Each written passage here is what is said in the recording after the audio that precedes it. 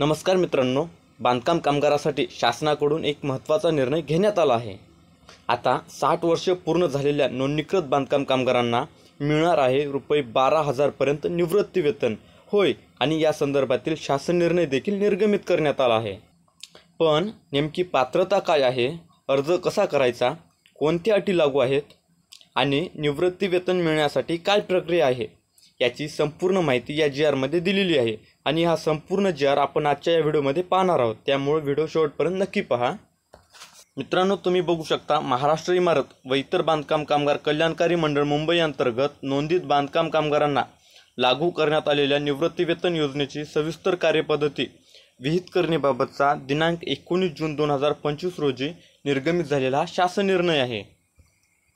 यामध्ये काय आहे ते थोडक्यात समजून घेऊयात। प्रस्तावनेमध्ये तुम्ही बघू शकता, इमारत व इतर बांधकाम कामगार अधिनियम 1996च्या कलम 22(ब) मध्ये वयाची 60 वर्षे पूर्ण झालेल्या मंडळाकडील नोंदित बांधकाम कामगारांना निवृत्ती वेतन देण्याची तरतूद आहे। याबाबत केंद्र शासनाने विषद केलेल्या आदर्श कल्याणकारी योजनांचे मार्गदर्शक तत्वाच्या अनुषंगाने संदर्भाधीन दिनांक 28 मार्च 2025 रोजीच्या शासन निर्णयान्वये मंडळाकडील नोंदित बांधकाम कामगारांना त्यांच्या वयाची 60 वर्षे पूर्ण झाल्यानंतर त्यांना निवृत्ती वेतन लागू करण्यास मान्यता देण्यात आली आहे। त्याच अनुषंगाने मंडळांतर्गत नोंदित बांधकाम कामगारांना लागू करण्यात आलेल्या निवृत्ती वेतन योजनेबाबत सविस्तर कार्यपद्धती विहित करण्याची बाब शासनाच्या विचाराधीन होती। आता शासन निर्णय काय आहे ते बघा।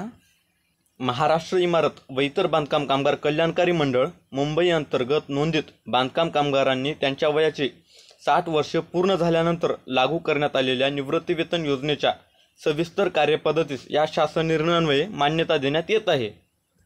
त्यास अनुसरून मंडळांतर्गत नोंदित बांधकाम कामगारांना लागू करण्यात आलेल्या निवृत्ती वेतन योजनेची सविस्तर कार्यपद्धती पुढीलप्रमाणे विहित करण्यात येत आहे। आता या योजनेचे पात्रता निकष काय आहेत ते बघा। वयाची 60 वर्षे पूर्ण केलेली व मंडळाकडे सलग किमान 10 वर्ष नोंदीत असलेले सर्व बांधकाम कामगार सदर योजनेअंतर्गत पात्र राहणार आहेत।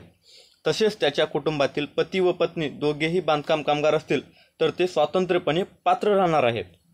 पती किंवा पत्नीच्या मृत्यूनंतर संबंधित बांधकाम कामगाराचे पती किंवा पत्नी निवृत्ती वेतनाकरता पात्र राहणार आहेत। तथापि पती किंवा पत्नी सदर योजनेअंतर्गत निवृत्ती वेतन मिळत असेल तर संबंधितास दुबार निवृत्ती वेतनाचा लाभ मिळणार नाही।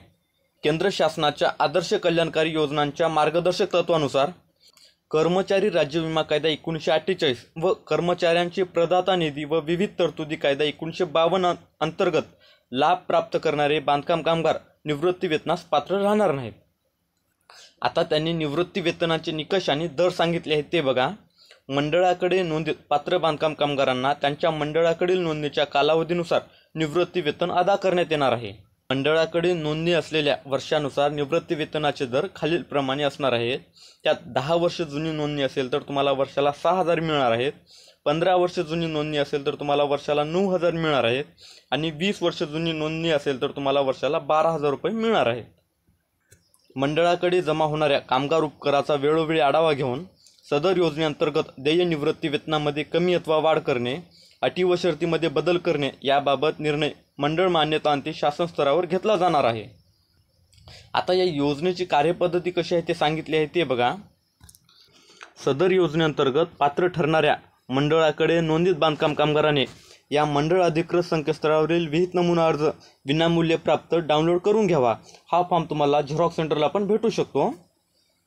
सदरचा अर्ज पूर्णपणे भरून पात्र नोंदित बांधकाम कामगारांनी त्याचे आधार कार्ड ज्या जिल्ह्यामधील आहे त्या जिल्हा बांधकाम कामगार सुविधा केंद्राचे प्रभारी यांच्याकडे जमा करावा।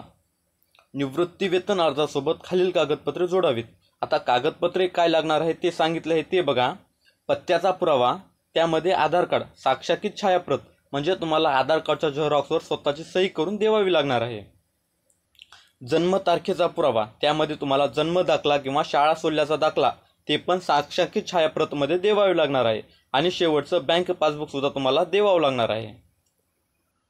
संबंधित प्रभारी जिल्हा कामगार सुविधा केंद्र यांनी सदर अर्जाची छाननी करून निवृत्ती वेतन शिफारस प्रमाणपत्र सह प्रस्ताव मंडळ मुख्यालयास मान्यतेस सादर करावा। एकापेक्षा जास्त जिल्ह्यामध्ये नोंदणी किंवा नूतनीकरणाचा कालावधी असल्यास संबंधित जिल्ह्यामधून वर्षानिह नोंदणी प्रमाणपत्र संबंधित प्रभारी जिल्हा बांधकाम कामगार सुविधा केंद्र यांनी प्राप्त करून घ्यावे। मंडळ स्तरावर सचिव तथा मुख्य कार्यकारी अधिकारी यांच्या मान्यतेअंती संबंधित बांधकाम कामगारास निवृत्ती वेतन क्रमांक प्रमाणपत्र देण्यात येणार आहे। निवृत्ती वेतन क्रमांक प्रमाणपत्र दिल्याचा दिनांक हा संबंधित बांधकाम कामगाराचा निवृत्ती वेतन दिनांक समजण्यात येईल व त्यानुसार वर्षगणना करण्यात येईल।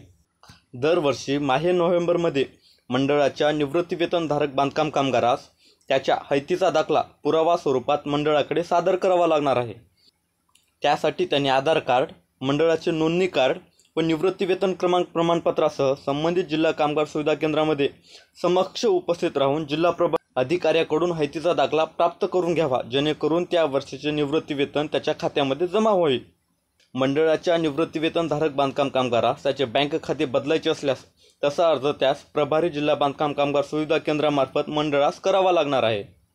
सदर निवृत्ती वेतन क्रमांकांची नोंद एकात्मिक कल्याणकारी मंडळ संगणकीय प्रणाली या प्रणालीवर घेण्यात येईल व दरमहा संबंधित निवृत्ती वेतनधारक बांधकाम कामगाराच्या खात्यावर निवृत्ती वेतन जमा करण्यात येईल।